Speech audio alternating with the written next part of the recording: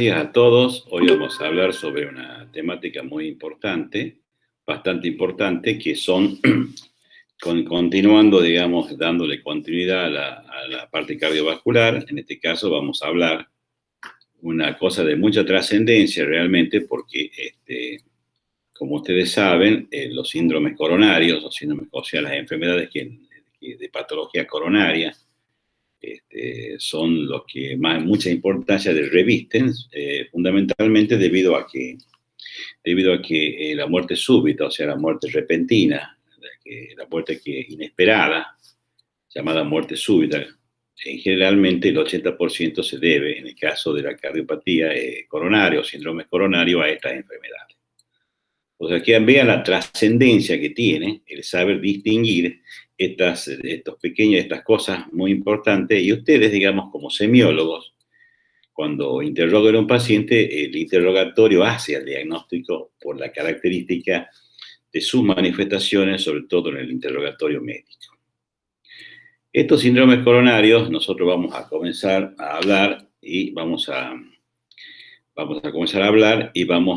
presentar algunas diapositivas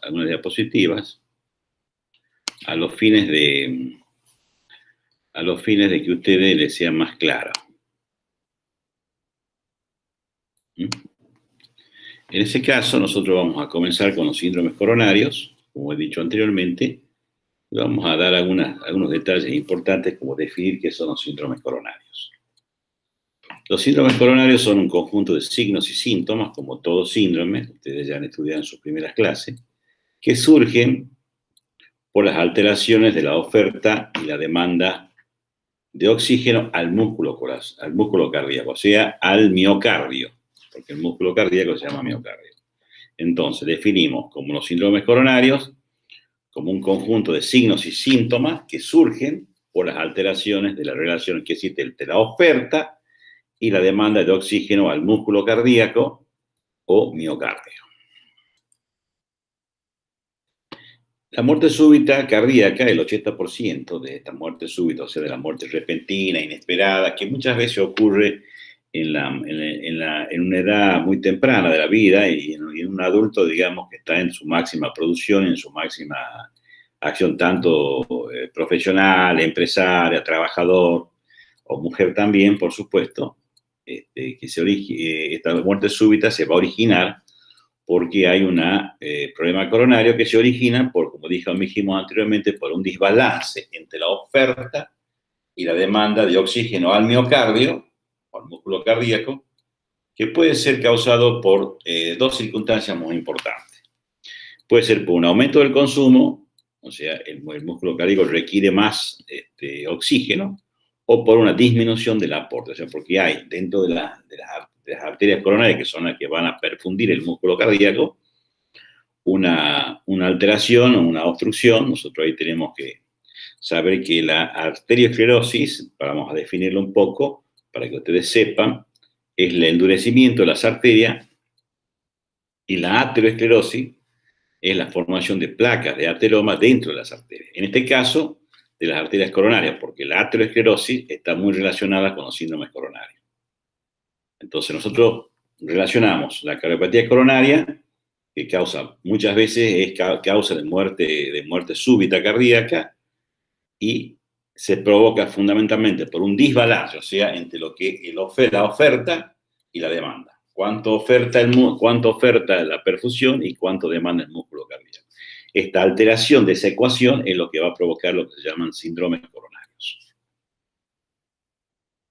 El dolor, digamos, es el síntoma principal o la manifestación más importante que tienen los síndromes coronarios. Este dolor fue descrito en el siglo XVII por Everden, ya tan así que Everden se le llamó angina de pecho o angina de Everden, por la clara descripción y la tan buena descripción que se hizo sobre la angina de pecho o angor pectoris, que también se llama.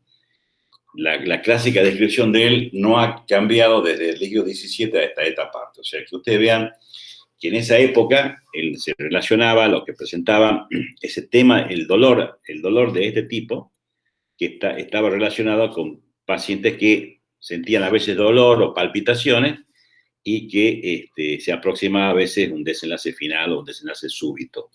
Entonces, que ya en aquella época se relacionaba el dolor de pecho con la presencia o la probabilidad de que el paciente que tenía este tipo de manifestación, llamada angor pector, que ya vamos a describir qué características tiene, que lo hace, digamos, como una cosa tan importante, porque el dolor anginoso es tan, pero tan importante y tan característico que nosotros diferenciamos de otros dolores por la característica fundamentalmente que tiene este dolor. O sea que ya en esa época se relacionaba el dolor coronario, el dolor, digamos, el angor pectoris, descrito por Everden, como un dolor que estaba relacionado con que el paciente algo grave le estaba pasando y que a veces podía causarle la muerte al paciente.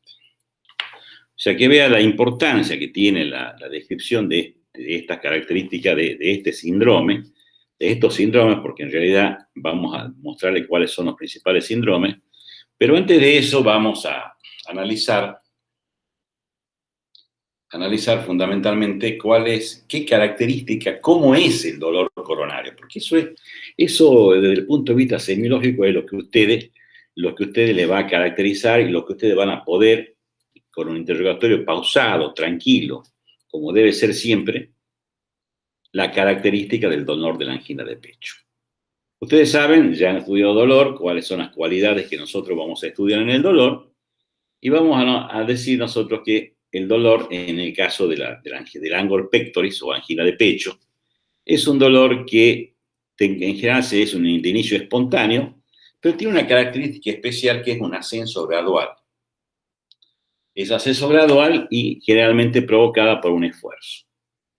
El paciente le va a relatar que generalmente que en la mañana se levantó para ir a su trabajo, por ejemplo, y se levantó un poco apurado y bueno, quiso apurarse un poco más y sintió en ese momento una sensación de opresión retroesternal, una sensación de peso retroesternal, como si muchas veces, sensación de peso o de características opresivas de retroesternal que le ocasionó cuando él realizó un esfuerzo que habitualmente estaba acostumbrado a hacer generalmente, pero que en este momento comienza el dolor. Entonces eso le obliga al paciente muchas veces a ese dolor, esa sensación de ese carácter del dolor que fundamentalmente nosotros lo describimos como un carácter opresivo, restrictivo, una sensación de peso o ardor retroesternal que muchos pacientes es como se dice, como si un peso le apretara el pecho y muchas veces lo señalan como una garra, eso es el dolor en garra que se llama, que es el signo que describió muy bien Levine, Paul Levine, un gran cardiólogo de Estados Unidos, después se llama el signo de Levine. Entonces es un dolor que de ascenso gradual, que se provoca generalmente por el esfuerzo, cuya localización es fundamentalmente retroesternal, o sea, detrás del esternón, muchas veces le dicen en la zona de la corbata, en la zona donde va la corbata, y ese dolor va a tener un carácter muy especial, que es el carácter opresivo, restrictivo, sensación de peso, se lo señala como una garra el paciente, como si alguien le estaría oprimiendo fuertemente, una vez una sensación como si le ciñeran el pecho, que aparece en el esfuerzo. O también a veces como un ardor retroesternal. Eso es muy importante porque esa característica del dolor le va a dar fundamentalmente le va a dar, digamos, el diagnóstico al tipo de dolor y, por supuesto, lo va a relacionar directamente con la angina de pecho y los síndromes coronarios. ¿Dónde se va a irradiar ese dolor? Ese dolor generalmente se puede irradiar hacia el cuello, muchas veces a la mandíbula, al hombro izquierdo, muchas veces, al brazo izquierdo o al borde interno del antebrazo y muchas veces a la espalda. Entonces esa irradiación, que es un dolor de carácter opresivo, restrictivo, sensación de peso, retroesternal, de ardor o de sensación de peso que ciñe el pecho. A veces algunos pacientes lo relatan como una sensación de opresión y muchas veces de dificultad respiratoria. esa molestia se va a irradiar al cuello, a la mandíbula, al hombro, al borde izquierdo del antebrazo, fundamentalmente la parte cubital y muchas veces hacia la espalda. El paciente se siente mal, siente una sensación extraña porque generalmente todos hemos tenido algún tipo de dolor, pero la característica del dolor hace al diagnóstico y el paciente siente, yo generalmente le pregunto a los pacientes, ¿este dolor que usted tiene ahora es el mismo dolor que tuvo anteriormente, otro día? No, este dolor que tengo yo es un dolor totalmente diferente a otros tipos de dolores que yo tengo. ¿Cuánto dura generalmente ese episodio de dolor? De comienzo gradual, espontáneo o bien generalmente provocado por el esfuerzo, pues se llama ángulo de esfuerzo, angina de esfuerzo. Dura generalmente entre 5 y 15 minutos, un promedio de 10 minutos, de ascenso gradual, de descenso también gradual. O sea que no cede rápidamente, sino que generalmente tiene un ascenso, comienza a ascender, eso obliga a que el paciente disminuya la marcha o cese la marcha muchas veces, y la intensidad puede ser variable. Ese dolor puede ir acompañado a veces, en algunos pacientes, de alguna sensación de sudoración, los pacientes se sienten un poco sudorosos a veces cuando se presenta ese dolor, y al ser un dolor un poco diferente a los otros dolores, el paciente muchas veces se siente como una sensación extraña que algo importante le está pasando.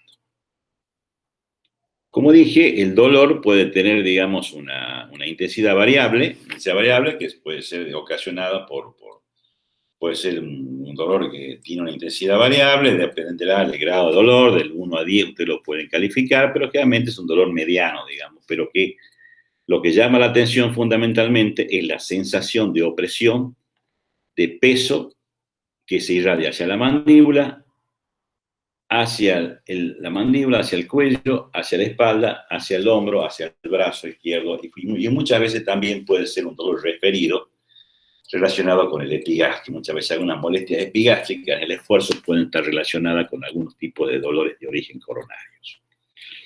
¿Cuándo aparece? Este dolor fundamentalmente aparece en el esfuerzo, al caminar, al correr, al subir una escalera, por ejemplo, el paciente camina, el paciente corre, sube una escalera o apura su marcha. O sea, hay un esfuerzo inicialmente que hace el paciente para apurar su marcha, porque está apurado por alguna circunstancia especial. Entonces el paciente siente esa sensación, porque muchas veces no es dolor, sino es una sensación de opresión retroesternal. ¿Cuáles son las circunstancias que el paciente puede desaparecer el dolor? Generalmente el paciente, cuando siente el dolor en el esfuerzo, el paciente va a disminuir la marcha, digamos, la velocidad de la marcha o el esfuerzo, o va a pararse, a detener su marcha, o bien alguna vez se no cede, y ese dolor puede ceder con la ingesta de nitroglicerina sublingual o de dinitrato de isosorbide, que son vasodilatadores coronarios y que provocan la sensación de alivio retroesternal. O sea que la característica fundamental del angor pectoris o angina de pecho, tenemos cuál es su localización, cuál es su carácter, cuál es su irradiación, cuánto dura, cuán intenso es, cuándo aparece y cuándo desaparece. O sea que esas características tan importantes del dolor, ese dolor es totalmente diferente a cualquier otro dolor que el paciente haya tenido. Eso es lo que nosotros debemos saber. También puede tener síntomas acompañantes, como yo dije, que el dolor puede ir acompañado de a veces de transpiración, de cierta sudoración, el paciente de ciertos mareos, sensación de disnea también. A veces el paciente que siente ese dolor puede tener cierta molestia gástrica o a veces náuseas y sudoración fundamentalmente. Entonces, la característica fundamental, el dolor en garras, signo de Levin, que le dije yo, sensación de peso retroesternal, opresivo, que aparece con el esfuerzo, que dura entre 5 y 15 minutos, generalmente 10 minutos, o a veces 5. Bueno, la duración y, digamos, la intensidad puede variar y también dependerá de cada paciente y de la real dimensión, que también muchos pacientes le dan una dimensión importante al paciente, y hay muchos pacientes que simulan no tener el dolor. Entonces, continuando con las características del dolor de la angina de pecho, nosotros vamos a darle algunas orientaciones sobre el dolor de la angina de pecho. Habíamos dicho que el dolor de la angina de pecho es un dolor que aparece generalmente en el esfuerzo, al caminar, al correr, al subir la escalera, y que si ese dolor que se ha presentado en los últimos 3 meses no ha variado, se llama una angina crónica estable. Esa es una cardiopatía coronaria crónica estable que no ha variado en su último tiempo y no ha variado en los últimos 3 meses, entonces se mantiene siempre en el mismo esfuerzo, aunque a pesar de eso, digamos, el umbral de la angina siempre es variable, nunca es tan puntual, pero generalmente, como ha variado poco en los últimos 3 meses y el paciente siente dolor durante el esfuerzo, se le llama angina crónica estable y fundamentalmente se presenta en el esfuerzo. Entonces, es el primer detalle que nosotros tenemos que tener. Nosotros vamos a interrogar a un paciente que tiene dolor en el esfuerzo, de característica opresiva, restrictiva, sensación de peso, que aparece en el esfuerzo, que calma con el reposo, o bien con la ingesta de nitroglicerina o de dinitrato de isosorbida sublingual. Entonces, tiene un tiempo de duración, que tiene una irradiación fundamentalmente hacia el cuello, hacia la espalda, hacia el hombro, al brazo izquierdo, y a veces puede ser un dolor diferido también, generalmente del epigastrio. Entonces, ese tipo de manifestación sin variación se llama angina crónica estable. La otra manifestación de los síndromes coronarios, hemos dicho que es un síndrome de angina crónica estable, es la angina inestable. O sea, ya no hay inestabilidad, sino que está inestable. Generalmente, la angina inestable aparece el dolor en el reposo. Ese dolor en reposo generalmente está producido por algún fenómeno trombótico transitorio, generalmente. O bien, digamos, cuando una angina progresiva, una angina crónica se ha transformado rápidamente progresiva y ya aparece en el esfuerzo. Que aparece en el esfuerzo y que rápidamente aparece en el reposo. Esa angina crónica se llama inestable, es decir, rápidamente progresa o se presenta en el reposo. Eso va a determinar que la conducta, digamos, el tratamiento y el diagnóstico lleva muchas veces, cuando usted tiene un dolor en reposo que se aparece en la noche o en la mañana temprano, el paciente requiere fundamentalmente, en estos casos, una internación porque requiere, como yo les dije, fundamentalmente tiene, digamos, un fenómeno trombótico que es transitorio, o sea, que no llega a obstruir totalmente la arteria. Y como habíamos dicho, la fisiopatología es una alteración en la oferta y la demanda. Y la oferta generalmente está disminuida por una aterosclerosis, o sea, la disminución de la luz de la arteria. La formación de una placa de ateroma puede disminuir la luz de la arteria. Cuando es superior al 70%, se manifiesta con síntomas como ser la angina de pecho. Fundamentalmente, entonces, tenemos aterosclerosis coronaria, disminución de la luz de la arteria, o sea, disminución de la oferta, y cuando el paciente reclama una mayor demanda, el paciente va a tener manifestaciones clínicas y se va a manifestar por la angina de pecho. En el caso del paciente crónico es estable, y en el caso del paciente inestable, el dolor se va a presentar en el reposo y se va a hacer rápidamente progresivo, generalmente provocado por un fenómeno trombótico que es transitorio. Acá tenemos algunos detalles para que ustedes vean cómo es el flujo. Saben que una corriente es axil. Ustedes ven una imagen acá de una pared normal, donde no hay un corte transversal, y ustedes ven que no hay nada acá. O sea que la luz de la arteria es normal, hay un flujo normal, entonces esa arteria está normal. Es muy difícilmente el paciente pueda tener una angina de pecho, salvo que aumente mucho la demanda y sea por una gran hipertensión arterial, por ejemplo. En cambio, ya en el otro ya vemos cómo la placa de ateroma, o sea, la placa blanca o amarillenta ya, cómo va disminuyendo la luz de la arteria. Entonces el flujo va disminuyendo, entonces hay una disminución de la oferta, y si usted le aumenta la demanda, va a aparecer la manifestación clínica. Eso es muy importante porque ustedes tienen que saber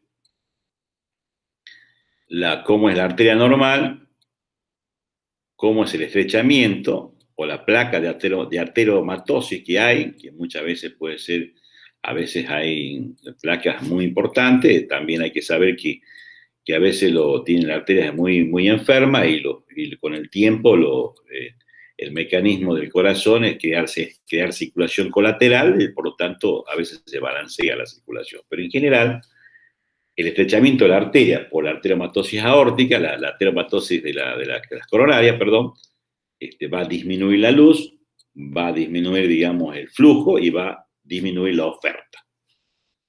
Y la otra es que si a su vez disminuye la oferta y usted le aumenta la demanda en el esfuerzo, el paciente se va a manifestar con una sensación de opresión. O sea que el dolor, digamos, es provocado por la isquemia del músculo cardíaco. Es un dolor de origen isquémico. Hay poco flujo, hay poca irrigación, por lo tanto el paciente se va a manifestar por un dolor. Que en este caso nosotros podemos sugerir, interrogando bien el dolor, que ese dolor que presenta el paciente con las características que acabamos de verla está relacionado con una arteriomatosis coronaria, por una obstrucción coronaria, por un síndrome coronario que tiene mucho riesgo. Muchas veces algunos pacientes son asintomáticos y la presencia del dolor, muchos autores dicen que el dolor es un riesgo, es un lujo. ¿Por qué? ¿Por qué dice que tener dolor es un lujo? Porque muchas veces pacientes asintomáticos que no sienten nada pueden morirse súbitamente por esta alteración entre el desbalance entre el aporte y la demanda. Entonces, cuando usted no tiene un dolor de esas características, ustedes van a concurrir al médico, entonces ustedes van a poder hacer el diagnóstico concreto de qué tipo de dolor tiene y cómo nosotros como semiólogos, en el caso de ustedes como estudiantes, y nosotros como docente o como cardiólogo, en el caso personal, nosotros sabemos cómo podemos certificar el diagnóstico de que el paciente tiene, evidentemente, la sospecha nuestra por el interrogatorio, que tiene un síndrome coronario, en este caso sería de una angina crónica estable, por el cual hay un enlentecimiento de a poco va produciéndose la obstrucción de la arteria coronaria hasta que da un momento en que, acá como dice, obstrucción parcial de la arteria coronaria que permite el paso de la sangre de cierta cantidad rica en oxígeno y nutrientes. O sea que permite el paso de una cierta cantidad, pero cuando usted le aumenta la demanda, o sea, cuando aumenta el esfuerzo, el paciente siente dolor de pecho. Angor pectoris, siente un dolor opresivo, restrictivo, constrictivo, sensación de peso, mano en garra que se irradia hacia la mandíbula, hacia el cuello, hacia la espalda, hacia el hombro izquierdo y hacia el borde interno, o bien puede ser referido al epigastrio. Entonces, muchas veces nosotros, sabiendo esa circunstancia, nosotros podemos decir que este paciente que tiene esta característica de dolor, esta característica, está relacionada con una obstrucción de una arteria coronaria provocada por una arteriomatosis aórtica. En general, esa es la causa. ¿Cómo podemos nosotros clasificarlas? Realmente pueden en clase 1, asintomático, en la actividad habitual, o sea que el paciente puede desarrollar toda la actividad y no siente nada, salvo cuando la angina hace una actividad intensa o muy prolongada. O sea que el dolor se provoca en los grandes esfuerzos. O sea que la clase 1 es asintomática. En la actividad habitual, yo desarrollo toda mi actividad, vengo, doy clases, voy a la facultad, voy al consultorio, voy a la unidad coronaria, no siento nada. Pero voy a jugar al fútbol, juego al básquet, a cualquier deporte, corro, voy a correr y siento una actividad que no es lo que yo hago habitualmente, ya siento una molestia. Entonces, la leve limitación en actividades ordinarias, como caminar en tiempo frío, por ejemplo, o contra el viento, subir escaleras rápidamente o después de comer, esa leve limitación en actividades que uno hacía normalmente y no le provocaba nada, comienza a provocarle. O sea, actividades a esfuerzos moderados, a esfuerzos habituales, actividades ordinarias que ya le provocan dolor. Entonces, la clase 1 de la angina, asintomático y ahí a grandes esfuerzos. El asintomático, digamos, en la actividad habitual y a grandes esfuerzos, se provoca la angina. o a actividad física intensa o prolongada. Y clase 2, la limitación ya le hace al paciente que no pueda desarrollar algunas actividades que estaba haciendo, apurar la marcha, subir una escalera, caminar contra el viento, contra el frío, porque el frío también, digamos, es un desencadenante del dolor. No se olvide que el frío provoca vasoconstricción y eso va a provocar también dolor. O sea que también los vasos sanguíneos no tan solo tienen ateromatosis, sino la ateromatosis le provoca una disfunción del endotelio, que el paciente reacciona de cualquier manera a una disminución de la vasodilatación coronaria, por lo tanto, ante cualquier estímulo, frío, correr, otra cosa, el paciente siente dolor. La clase 3 ya hay una marcada limitación, entonces el paciente ya no puede caminar 100 metros, que le ocasiona o menos inclusive, que ya le provoca un dolor muy intenso. Bueno, esas actividades ya muy limitadas, ordinariamente, que ya no siente nada, que siente mucho dolor a cuando él hace una actividad física, digamos, mínima.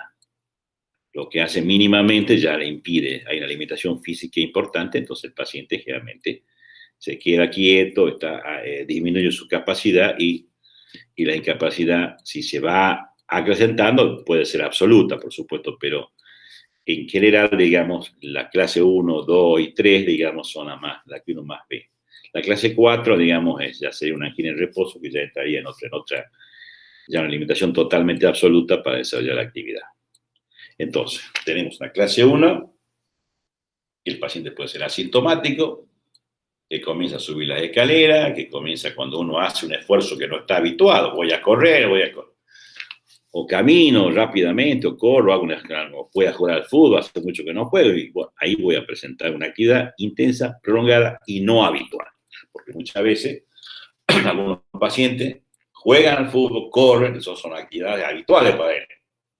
Entonces, si es habitual, ya sería clase 2. Para algunos pacientes deberá también, si el paciente es un sedentario o deportista también. O sea que la variabilidad del esfuerzo que desarrolla dependerá también del paciente, si está acostumbrado o no a desarrollar una actividad física o no, dependerá si es un deportista y esta cosa. O sea, clase 1, grande esfuerzo. Clase 2, limitaciones de esfuerzos habituales que está el paciente. Y clase 3, limitaciones mínimas, digamos, esfuerzos mínimos que el desarrollo. Eso sería con respecto a la angina crónica estable. Entonces nosotros vamos a definir, luego tenemos otro síndrome muy importante, que es el síndrome coronario agudo. El síndrome coronario agudo ya no es la estabilidad, sino que repentinamente el paciente siente un episodio de dolor intenso en reposo. Nosotros hay una clasificación de síndromes coronarios llamada, ellos lo clasifican de acuerdo, digamos, a si hay elevación del segmento ST o no hay elevación del segmento ST. Eso, digamos, desde el punto de vista, ya le voy a mostrar yo a un pequeño trazadito electrocardiográfico para que vean cómo el segmento, ¿se acuerda que había la onda P, el QRS, la S y luego la T? Entonces van a ver usted una elevación del segmento ST, o sea que cuando hay un infarto. Y cuando hay otros síndromes que son infartos también, que pueden ser sin elevación del segmento ST. Un síndrome coronario. O sea, cuando hay elevación del ST, generalmente hay un infarto de miocardio o puede también ser una angina inestable. A veces hay angina inestable que cursa con elevación del ST, que son menos frecuentes. Cuando no hay elevación del ST, generalmente es una angina inestable. Ambas, tanto con elevación o sin elevación del segmento ST, es un dolor más prolongado, de mayor intensidad, de mayor compromiso hemodinámico, si el paciente se siente pálido, sudoroso, con sensación de que algo grave le está pasando, el paciente que siente ese episodio de dolor con intensidad que puede llegar de 8 a 10, con una duración mayor de 20 minutos, más prolongada, el paciente se siente como morir muchas veces. Entonces, eso va a depender si tiene una elevación del segmento ST o si no tiene una elevación del segmento ST. Cuando generalmente el paciente tiene una elevación del segmento ST, el infarto es un infarto transmural, o sea que engloba toda la pared de la arteria. Cuando no tiene elevación, generalmente está limitado a un sector que puede ser, por ejemplo, subendocardio o intramural si hay una alteración de la onda T. O sea que la elevación del segmento ST es fundamentalmente cuando el infarto ha comprometido todo el espesor de la pared de la arteria, de la pared del músculo cardíaco, de la pared del corazón. Entonces, los síndromes coronarios agudos se clasifican con elevación, sin elevación. Ambos pueden ser infartos que se llaman con onda Q, porque aparecen Q de necrosis, y infartos sin Q, sin onda Q, porque no aparece la Q de necrosis en el infarto donde no hay una transmuralidad total. O sea, hay un infarto que está limitado a un sector, su endocardio, intramural, y el otro infarto que engloba toda la pared, la pared del corazón. Entonces uno va a elevar el segmento ST y otro no va a elevar el segmento ST. Un infarto, ambos pueden ser angina inestable o infarto. Son síndromes coronarios agudos de gran gravedad, el dolor es de mayor intensidad, se presenta el reposo, va a acompañar su duración, va acompañado a veces de náusea, de vómito, de sensación de muerte inminente, dice el paciente. El paciente cuando siente un dolor de reposo de más de 20 minutos, sabe que algo grave de su salud está pasando. Entonces algo grave le está pasando al paciente, entonces nosotros lo podemos decir así. Cuando nosotros vemos acá, podemos decir que el infarto agudo de miocardio es la muerte del músculo cardíaco debido a una isquemia prolongada. Por eso es importante saber distinguir la isquemia prolongada, la duración del dolor, y generalmente provocada por una trombosis, o sea, se forma un trombo que obstruye totalmente el vaso o la arteria coronaria.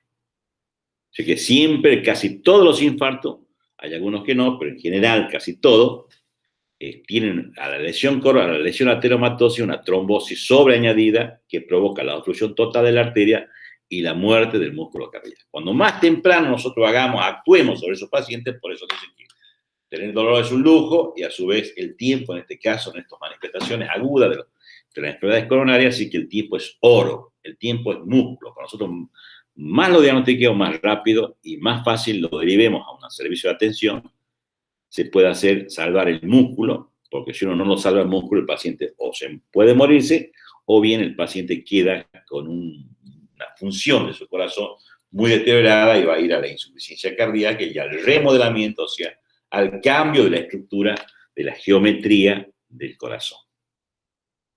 Eso es muy importante, saber que la isquemia prolongada puede provocar la muerte del músculo. ¿Cómo se presenta el infarto? Una característica dolor, habíamos dicho que es un dolor del retroesternal, opresivo, restrictivo, se va hacia el cuello, hay una sensación de muerte inminente, puede irradiarse hacia ambos hombros, hacia la espalda, el paciente generalmente puede estar hipotenso, puede caer en la presión, muchas veces hay hipertensión también. La duración es mayor a 20 minutos, el paciente se siente morir, siente una inestabilidad. Y hay síntomas asociados que son neurovegetativos, que son la gran sudoración, la crisis de sudoración, palidez, frialdad, el paciente está frío, pálido, sudoroso. Entonces, de repente tiene un dolor de esa magnitud. Se siente pálido, se siente frío, le oprime, le falta el aire, le duele, entonces el paciente se siente morir. Entonces, esa sensación es lo que ustedes tienen que valorar y ver en el paciente. Ustedes como semiólogo, interrogando a un paciente, sabiendo interrogar a un paciente, ya pueden determinar, digamos, si el paciente está atravesando un cuadro muy grave de su salud. En este caso, está cursando o una angina inestable o un infarto agudo del miocardio. Y de ahí determinarán, digamos, la celeridad, o sea, la velocidad con que ustedes sospechen en la clínica, la deriven al paciente, cómo ustedes mismos pueden hacer que el músculo cardíaco, el tiempo es oro, como decían recientemente, y nosotros podemos salvar parte del músculo y sobrevivir al paciente, y a su vez una sobrevida, si sobrevive, con una función del corazón muy buena o mejor. Bien. Puede haber hay síntomas prodrómicos, síntomas previos, dolor previo. Generalmente los pacientes también tienen algunas veces riesgos cardiovasculares, son hipertensos, dislipidémicos, o sea, tienen el colesterol aumentado, los triglicéridos. Generalmente el dolor tiene un ritmo circadiano, que es, digamos, generalmente los dolores del infarto aparecen durante la mañana temprano, en las primeras horas de la mañana, porque a esa hora, digamos, digamos, aumenta el cortisol plasmático, hay mayor agregación plaquetaria y eso es lo que provoca que los infartos tengan algunos mecanismos circadianos o la angina inestable también. Algunos llaman circadianos porque son ambos procesos trombóticos. Algunos son transitorios, otros oclusivos totales. Entonces, también hay gatillos como la emoción, sobre todo cuando hay problemas familiares, la exposición al frío, el frío es mal compañero, por eso hay un problema estacional, que los procesos coronarios son mayormente en el invierno, y las circunstancias de estrés, por supuesto, que van a provocar muchas veces que estos pacientes en su mejor etapa productiva de su vida pueden, digamos, desencadenar un infarto. Por eso es tan importante este desafío, esta espada de Damocles que tenemos nosotros los médicos clínicos, los cardiólogos y ustedes los semiólogos, para tratar de, lo antes posible, tener la sospecha de diagnóstico y saberlo derivar al paciente donde tiene que ir para que haya un sistema adecuado a su atención médica y por supuesto. Eso es muy importante que ustedes sepan. Este es un electro que yo les voy a mostrar, que este es un elemento, este es un infarto transmural, porque ustedes ven cómo se ha elevado, en este caso, el segmento ST. ¿Ven? Esto se llama desviación monofásica, acá está en D2, en D3 y en ABF. El supradesnivel se quiere decir que está obstruida la coronaria derecha, porque esa es la cara inferior. Bien, acá lo vemos de nuevo, como el diagnóstico del infarto, aparte de la clínica, es también electrocardiográfico. Bien. Y después humoral también. Bien. Es el segmento ST que se ha supradesnivelado. O sea, esto sería, digamos, algo que no está supradesnivelado. Ustedes vean cómo el ST acá y cómo es acá, que está muy elevado y que se dicen desviación monofásica, pues la ST y la LST y la T están juntas, digamos. Entonces, este es un paciente que tiene un dolor opresivo, restrictivo, pálido, sudoroso, con sensación de muerte, utilización electro, y ve el supradesnivel del segmento ST y dice, el paciente está cursando un infarto agudo en acá. Ese es el diagnóstico, digamos, que nosotros hacemos en los síndromes coronarios agudos. Si tiene síntomas previos, acá yo le voy a mostrar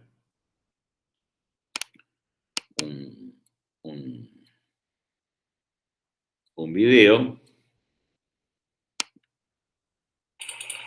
como entre el paciente con infarto, y usted lo ve ahí, acá ve que hay un stop en la arteria, o sea, hay un trombo, y distalmente usted no ve nada de sangre. Entonces el paciente ha obstruido su coronaria derecha, o cuando el catéter viene así, se va hacia acá a la derecha, y cuando el paciente viene así, se va hacia acá y a la izquierda. Esto es fundamental, tener que saber. Entonces nosotros tenemos, en este caso, un paciente que ha tenido una oclusión de la arteria coronaria. Lo vamos a ver de nuevo si ustedes quieren. En este caso, ahí está, ¿ve bien? Está ocluida la arteria, lo vemos de nuevo para que ustedes lo vuelvan a ver, para que vean cómo está la... Ahí lo freno yo y ahí ven cómo en este lugar, la arteria, o sea, este es el tercio proximal de la arteria, porque ahí está el catéter, el tercio proximal y el tercio medio de la arteria por delante ya no tiene flujo. ¿Ya? Esto es muy importante que ustedes sepan.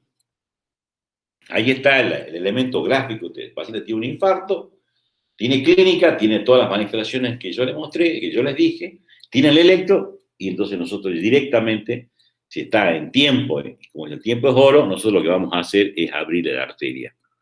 ¿Bien? Entonces ahí vamos a abrir la arteria.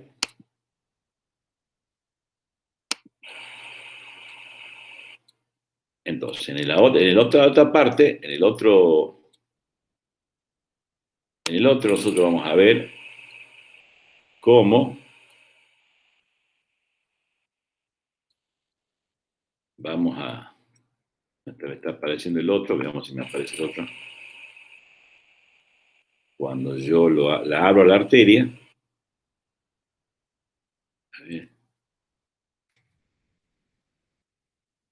a ver qué pasa acá, un segundito. Bueno, vamos a continuar. Tenemos un pequeño inconveniente técnico acá. Como la arteria, digamos, se ha ocluido,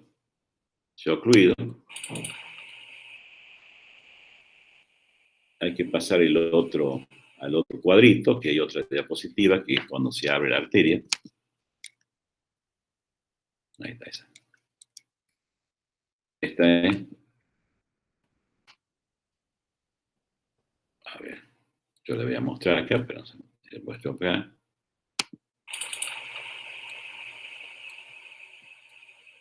Ahí la tratamos, vamos a mostrar el otro. Y ahí se ve, ahí está el balón que abre la arteria. ¿Lo ven ahí? Abre la arteria y la arteria ya se ve todo el flujo que vitalmente aparece de la arteria. Entonces, este es un procedimiento que se llama angioplastia. En agudo, el paciente ha llegado con el infarto y ustedes lo pueden ver cómo se abre. Perfecto. Seguimos entonces cómo nosotros podemos hacer el diagnóstico de un síndrome coronario agudo, que puede ser con supra o sin supra. El dolor es en reposo, generalmente, que aparece durante un momento del día, que puede ser a la mañana temprano, y que nosotros podemos diferenciar si es una angina estable o es un infarto agudo de miocardio. Ambos son episodios de dolor prolongado, en reposo, con cambios en el electro y con manifestaciones también humorales, porque porque también el diagnóstico de infarto es clínico, electrocardiográfico y humoral. Es fundamental eso. Haciendo un pequeño resumen, nosotros podemos decir que la fase del paciente es un paciente que está angustiado. Generalmente si estamos viendo un infarto agudo, la actitud que tiene el paciente también es importante. Pues el paciente puede estar inclusive en un edema agudo del pulmón muchas veces, semisentado.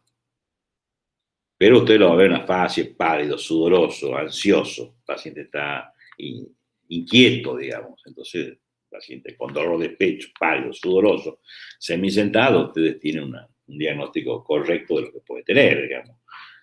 Entonces, nosotros vamos a ocultar el corazón y el pulmón. El pulmón puede tener, si tiene si el deterioro ha sido muy importante, puede tener rales subcrepitantes pulmonares. Y a nivel corazón, a veces puede haber ritmo de galope, no quiere decir si hay insuficiencia cardíaca, puede haber, pero si no hay insuficiencia cardíaca, no hay ritmo de galope.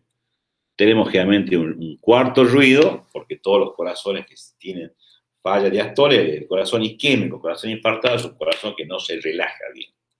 Está como encastillado el calcio, dice. Entonces, al no relajarse bien, hay una sístole auricular muy importante, por eso aparece el cuarto ruido. Ustedes saben que el cuarto ruido es un ruido presentado por la sístole auricular. ¿Cuáles son los diagnósticos diferenciales y exámenes complementarios? Nosotros, el electrocardiograma, la radiografía, el ecocardiograma también se hace mucho en la unidad coronaria. Y tenemos, digamos, los factores humorales para ya certificar el diagnóstico, que ya no hace falta ya cuando tenemos toda esa manifestación clínica y el electro. Tenemos la CK, la creatinfosfoquinasa, y la CKMB, que es una enzima de la CPK, la LDH, y hoy en día el gol estándar son las troponinas. La troponina T, que es la más importante, y la troponina I. Son los factores humorales que nosotros tenemos en cuenta para el diagnóstico de infarto. Y por supuesto siempre tenemos diagnósticos diferenciales, la disección de aorta, que es otra patología muy importante, de mucha gravedad y de gran mortalidad en los pacientes que se diseca la aorta, la aorta se abre entre la íntima y la media y hace una pseudo luz, o sea, la luz de la arteria y la luz que pasa por ahí. Y por ahí pasa cantidad de sangre que provoca un dolor muy importante y que puede causar la muerte del paciente. La pericarditis, que sabemos que los dolores tanto pleurales como pericárdicos se exacerban con el dolor, se exacerban, con los movimientos, se exacerban con la respiración, y el neumotórax también puede provocar. Y otras patologías torácicas, pero ninguna de ellas, salvo la disección de aórtica, porque porque a veces la disección puede también disecar una arteria coronaria, digamos, dan una gran magnitud, digamos, de, de esta magnitud. Entonces vemos cómo nosotros con el examen clínico,